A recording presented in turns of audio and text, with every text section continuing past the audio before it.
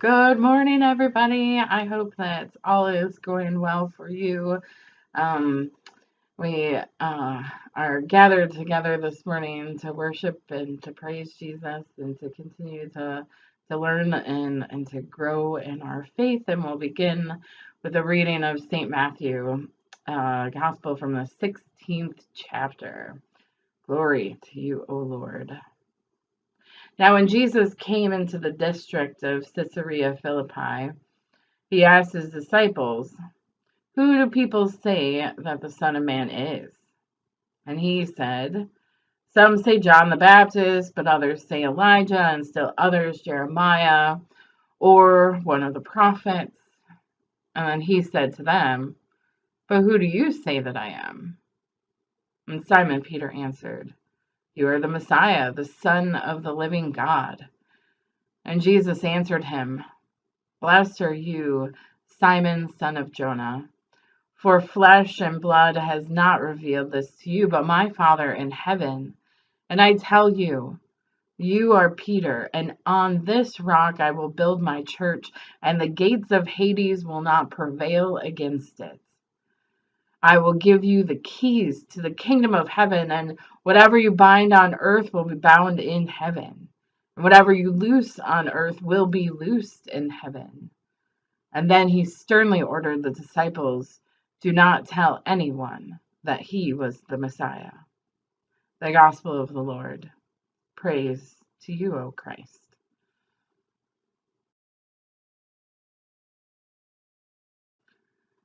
This morning, I'm going to ask you to bear with me a bit because we're going to go into some history and do some biblical work here. This is not going to be a sit back in your pew and just enjoy this kind of day. So bear with me. I was looking on Working Preacher, which I often get inspiration from. And this week, my Greek professor was the contributor to the commentary, Audrey West. And she shares about how Peter's confession in Matthew, right? You are the Messiah, echoes what happens in the Gospel of Mark. So both accounts place the event in or around Caesarea Philippi, a city outside this familiar region of Galilee in which Jesus' ministry had been largely taken place. And both include the same basic questions. And in both, Peter asserts that Jesus is the Messiah. But in Matthew, Peter adds that line, "Son of the living God." You are the Messiah, the Son of the living God. So that's one difference. And in addition, it's worth noting that in Mark, Jesus was asking, okay, his disciples while they were on their way from the villages near Caesarea Philippi. So that imperfect verb in Greek, was asking, indicates repeated activity, while the phrase "on the way" calls to the attention that they were moving from place to place. He was asking this on the way. Now, Matthew, which I read to you today, retains the imperfect verb, but omits the reference to the journey. So he was asking this when they had already been in Caesarea Philippi. They weren't on a journey there. They were in Caesarea Philippi in Matthew. And the place really does matter for this one. So here's a little historical stuff. Caesarea Philippi is situated about 25 to 30 miles north of the Sea of Galilee. And Caesarea Philippi was near this trade route that connected Tyre in the west to Damascus in the northeast. And there was this nearby cave that housed this great spring that fed one of the sources in the Jordan River. And the cave and the spring had actually long served as this sanctuary dedicated to the Greek god Pan. Now, the Greek inscriptions and niches carved in the rock still visible today. Some suggest that there are dedications there to other pagan gods. And in addition to the polytheism and this trade route, there are signs of power and authority that are displayed there. So, a couple decades before Jesus' birth, Herod the Great had built a temple near this spring in honor of Caesar Augustus. Now, some more people have been in power, but by the time Jesus and the disciples would have visited the region, it had actually, for the current people in power, had been established the city as the administrative center of the government. So by the time the Gospel of Matthew had been written, people were likely aware that the Roman commander who led the destruction of Jerusalem in 70 CE had returned with his troops to Caesarea Philippi in celebration of their victory. Whew, so what does all that mean? All right, Jesus' question, who do you say that I am? Hangs in the air at the intersection of economic trade, religion, and the power of the empire. So all of this standing around, reminding them, representing, it becomes a question that Jesus asks is not simply about Jesus' identity, you are the Messiah, right? It's not about getting some A on a messianic quiz that we're asking. This question is about allegiance. In whom or what will the followers of Jesus place their trust? Will it be in access to opportunity and wealth, worship of prevailing culture's latest idols, allegiance to the dominant power of earthly rulers, or trust in the one whose life, death, and resurrection reveal the mercy and justice of the living God?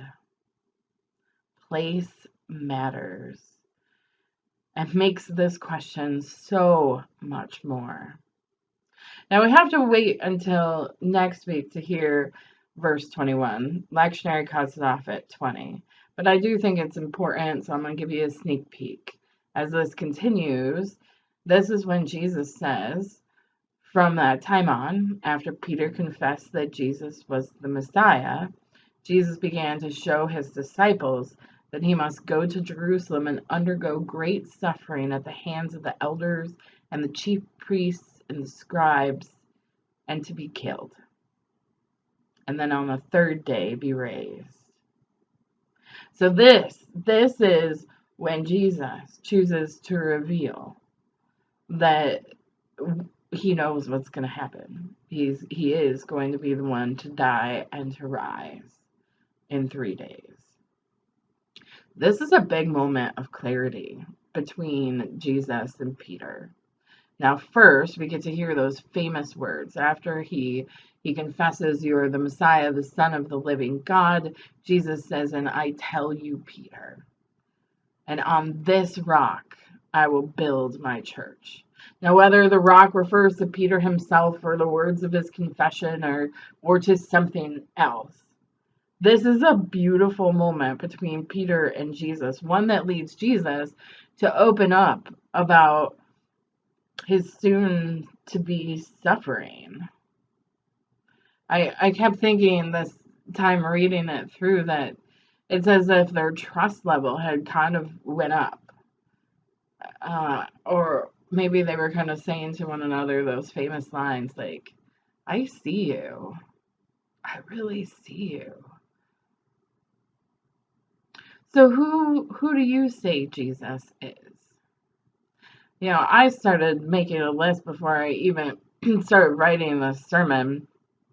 And of course, I should just say what Peter said, but I found myself writing things down like, who do you say Jesus is? Well, I preach about Jesus every single week. So if I were to look through my sermons, we'll see Jesus' love, mercy, forgiveness.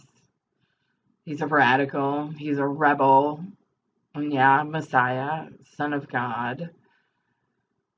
I mean, there are just so many different ways we begin to portray who Jesus is, I got to thinking that we have to be careful here. There's this show called American Gods, and it demonstrates well that there are many different varieties of Jesus. Now, the basic premise of the show is that God is created when enough people worship something. So, if enough people worship technology, a god of technology is created, right? So, in season 1, episode 8, Easter is introduced as one of the gods. So there were enough people worshiping the day of Easter for her to begin to exist. She is this colorful, bubbly woman played by Kristen Chenoweth. And every year, she throws a party at the spring solstice. And in attendance are lots of different Jesus types. There's a flower-loving hippie Jesus who's chatting up about peace and love. Another Jesus is dressed in leather, retelling some rad stories of throwing over tables and moneylenders from the temple. There's a business type of Jesus talking up capitalism with a dressed Jesus in minimalistic monk robes. And all of these Jesuses mingle together at Easter's party, creating the picture that there is not just one Jesus that people worship. That there are those who worship a Jesus who is hippie loving, and those who worship a sharp dressed entrepreneurial Jesus. And the scene points a finger at the viewers and asks, who do you say that Jesus is? Amen.